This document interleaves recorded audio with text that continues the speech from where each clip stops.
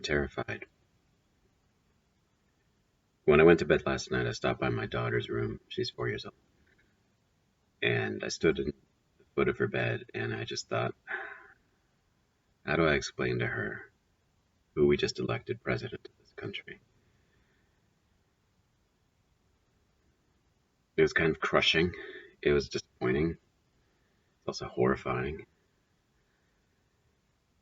To think that we elected, I say we, but I don't even mean we, America somehow, this America that I've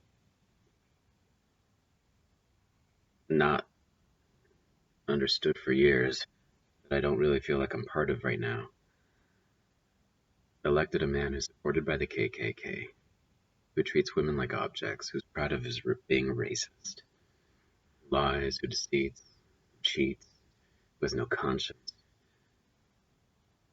This man was just elected the president of the most powerful country in the world.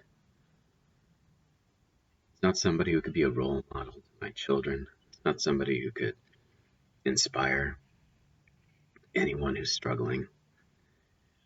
It's somebody who targeted his message directly at some of the worst elements in our country, who tried to profit, not necessarily monetarily, though I think that was there too, from fear, from hatred, from other people's struggles, and from stupidity. And what shatters me is that he succeeded. And what terrifies me is that he can continue to succeed. When I went into my daughter's room and I stood at the foot of her bed, it was 3 o'clock in the morning. I haven't really slept. It's about almost 7 now. And I wanted to apologize to her. I really wanted to apologize to her. I wanted to just tell her how sorry I was that I didn't see this coming. How sorry I am that I didn't do more. What could I have done? I don't know. Is this just an overwhelming reality that was destined to confront us? Probably, maybe. I think it's more probable than not. I think that there was this kind of festering racism that's been there for a long time. I think that there's the disenfranchisement, which I would like to think was more socioeconomic than race-based, but I think there's a disenfranchisement that's been affecting our country for dozens of years now, although it's gotten worse probably within the last 12 years.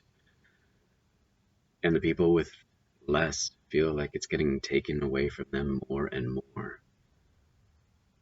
And remarkably, one of the people who takes is the person that they've chosen as their savior, as their leader, as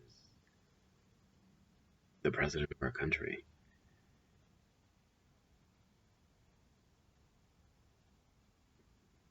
It's disheartening, it's discouraging, incredibly depressing.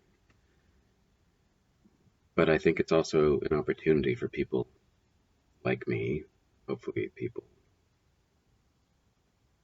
who are just baffled and discouraged by this, to step into the moment and say, no, this is not your country. This is not your America, Trump.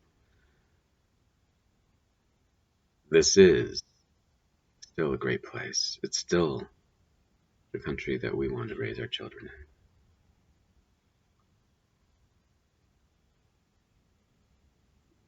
I think we have to wake up and fight, and I think maybe we have to take on that same message, that same silly idea of taking our country back. But taking it back not to deny anybody else their rights. Take our country back not to make it a place in which anybody's belittled or disparaged because of their skin color or their sexual preference or their sexual identity.